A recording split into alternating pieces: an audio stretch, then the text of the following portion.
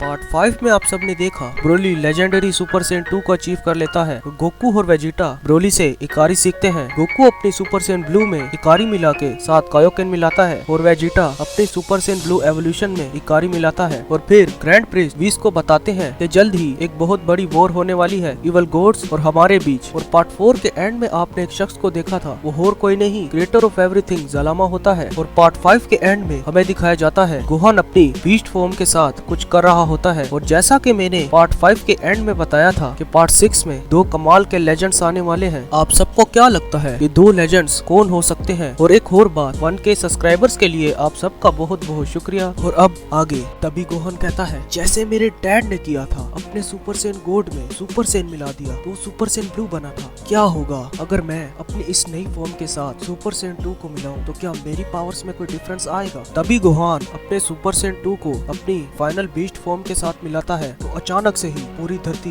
हिलना शुरू कर देती है। गोहान की ताकत लगातार बढ़ती जाती है और फिर हमें उस गोडली टाइम चेम्बर में गोकू, वेजिटा और ब्रोली दिखाए जाते हैं जो अपनी ताकत को रेज कर रहे होते हैं। और फिर अचानक से ही वहाँ पे एक पोर्टल खुल जाता है। गोकू और वेजिटा कहते हैं, हे हमने कर दिखाया। पर वो पोर्टल उन्होंने नहीं, किसी और ने खोला होता है। तभी हमें उस शख्स के हाथ नजर आते हैं और फिर उसके पैर और फिर उसकी आंखें। वो और कोई नहीं, अल्ट्रा वेजिटो होता है। और तुम दोनों दोस्तों बिल्कुल ठीक समझ रहे थे, ये अल्ट्रा वेजिटो ही था। तुम दोनों बहुत इंटेलिजेंट हो और वो दूसरा लेजेंड बस आने ही वाला है। तभी अल्ट्रा वेजिटो कहता है कि मैं कहाँ आ गया, और यहाँ पे तो ब्रोली भी है, उसे अभी अभी तो मैंने ऑब्जर्व किया था, आखिर यहाँ चल क्या रहा है? तभी हमें पता चलता है कि वेजिटो किसी दूसरी टाइमलाइन से आया है। तभी वेजिटो को जब गोकू बताता है कि उसे यहाँ पे इवल गॉड्स और इवल एंजल्स ने बंद किया है, तभी अचानक से ही वेजिटो अपने आप को फुल्ली रेज करने लगता है, क्योंकि आप सब जानते हैं वेजिटो गॉड्स से कितनी नफरत करता है। तभी अल्ट्रा वेजिटो गोकू, वेजिटा और ब्रोली से कहता है, मैं तुम्हें ट्रेन करूंगा, मैं तुम तीनों को एक ऐसी फॉर्म बताऊंगा जो तुमने कभी ली ही ना हो और ना ही कभी देखी हो, अल्ट्रा फॉर्म। तभी अल्ट्रा वेजिटो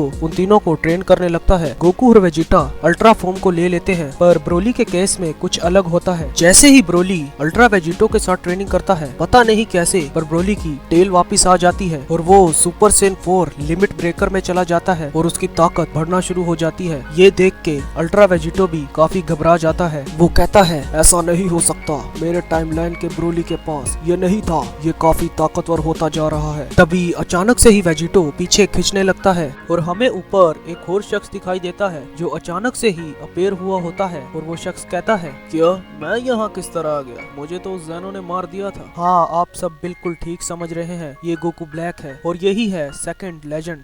जैसे ही ऊपर गोकू ब्लैक अपीयर हुआ, पर आखिर अल्ट्रा वेजिटो कहाँ चला गया? तभी गोकू और वेजिटा को जब ये सेंस होता है कि अल्ट्रा वेजिटो अब जा चुका है और ऊपर हमें फिर से एक एनर्जी सेंस हो रही है, और जब वो ऊपर देखते हैं तो वो बिल्कुल शॉक हो जाते हैं। गोकू कहता है, क्या ये कैसे हो सकता है? ज़ेनो ने उसे खत्म कर दिया था।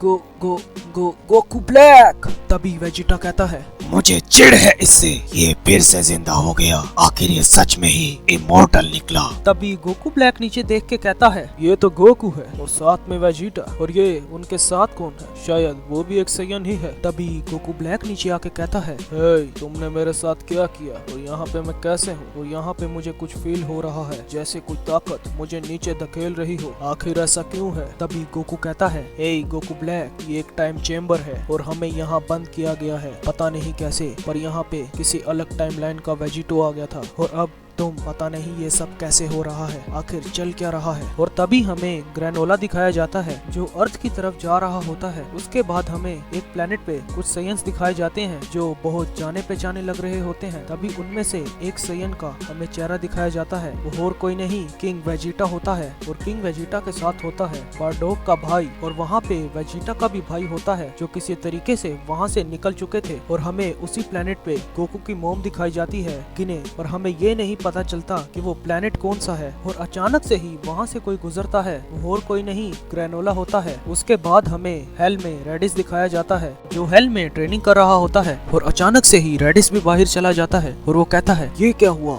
मैं कहाँ पर आ गया? अचानक से ही किंग यामा के पास रेडिस आता है और किंग यामा रेडिस से कहते हैं, हे रेडिस, तुम्हें हेल में भेजने का एक ही मकसद था कि तुम सुधर जाओ, और अब तुम में काफी सुधार आया है, इसीलिए हम तुम्हें जिंदा कर रहे हैं और तुम्हें अब ऐसा करना होगा, तुम्हें एक जंग करनी होगी। तभी हमें दिखाया जाता है रेडिस को जिंदा करके एक प्लेनेट पे भेजा जाता है। वो प्लेनेट और कोई नहीं, वही प्लेनेट होता है जिधर वो 4 सेयन्स होते हैं, किंग वेजिटा, बारडोक का भाई, वेजिटा का भाई और गोकू की मॉम गिने। तभी रेडिस वहाँ पे पहुँच के कहता है आखिर ये प्लेनेट कौन सा है। तभी किंग काय रेडिस से कहते हैं ये प्लेनेट है उनका जिन्हें पहले कोई लोग मार चुके हैं। वो यहाँ रहते तो थे पर वो यहाँ के नहीं थे। उनका नाम है डीमंस। वो यहाँ रहा करते थे पर उन्हें मार दिया गया और उन्हें डीमल रैम में भेज दिया गया क्योंकि वो यहाँ रहने के बाद भी काफी उथल पुथल मचाया करते थे। वो प्लेनेट तबाह करते थे, मोर्टल रैम में जाके मोर्टल्स को मार दिया करते थे। फिर से हमें वही गोडली टाइम चेम्बर दिखाया जाता है जहाँ पे गोकू ब्लैक, गोकू, वेजिटा और ब्रोली थे। तभी गोकू कहता है हमें यहाँ पे बंद करने वाले इवल गोड्स और इवल एंजल्स हैं। इवल गोड्स और इवल एंजल्स का नाम सुन के गोकू ब्लैक बिल्कुल हक्का बक्का हो जाता है। तभी गोकू ब्लैक कहता है ऐसा नहीं हो सकता, उन्हें तो इरेज कर दिया गया था काफी सदियों पहले, ऐसा मुझे गोवासू ने बताया था, पर ऐसा कैसे हो सकता है वो फिर से जिंदा हो गए हैं। तभी गोकू कहता है तुम्हें मारने के बाद हमने एक टूर्नामेंट लड़ा था जो सारे यूनिवर्स के बीच हुआ था और जब हम वो टूर्नामेंट जीत गए तो हमने एक विश मांगी कि जोन से यूनिवर्स ज़ेनो ने रिमूव किए हैं वो सारे के सारे यूनिवर्स वापिस आ जाएं। तभी गोकू ब्लैक कहता है पर उन्हें हराना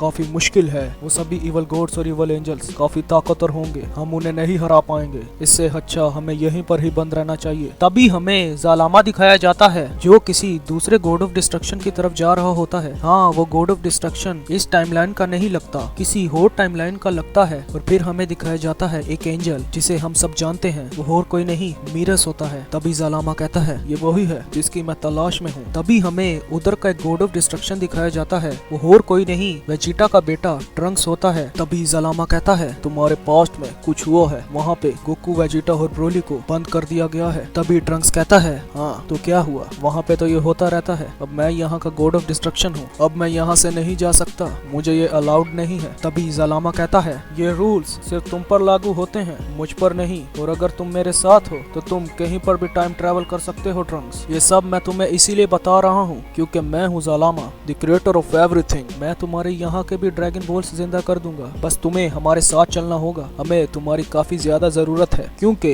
इस टाइमलाइन में कोई गॉड ऑफ डिस्ट्रक्शन नहीं है जो तुमसे ज्यादा ताकतवर हो, सभी गॉड ऑफ डिस्ट्रक्शन तुमसे काफी कमजोर हैं और हमें कम से कम 4 गॉड ऑफ डिस्ट्रक्शन तो चाहिए ही हैं। तभी ट्रंक्स और मीरस जालामा के साथ चले जाते हैं। तभी हमें वापस से प्लेनेट सडाला दिखाया जाता है। किंग सडाला सभी सेयन्स को कह रहे होते हैं सभी ट्रेनिंग करो, वो डिमोनिक फॉर्म मत लेना। तो आखिर क्या हो सकती है ये डिमोनिक फॉर्म, आखिर किंग सडाला किस डिमोनिक फॉर्म की बात कर रहे हैं, ये आपको पता चलेगा नेक्स्ट पार्ट में। और हाँ, मुझे कमेंट सेक्शन में जरूर भर भर के बताना कि आप सबको अल्ट्रा वेजिटो और गोकू ब्लैक की एंट्री कैसी लगी और ट्रंक्स के गॉड ऑफ डिस्ट्रक्शन होने की भी। और अगर आपको पार्ट 6 पसंद आया है तो मेरी वीडियो को लाइक और चैनल को सब्सक्राइब जरूर से कर देना, वीडियो को शेयर भी जरूर से कर देना। मैं आपसे मिलूंगा अगली वीडियो में, तब तक के लिए बाय।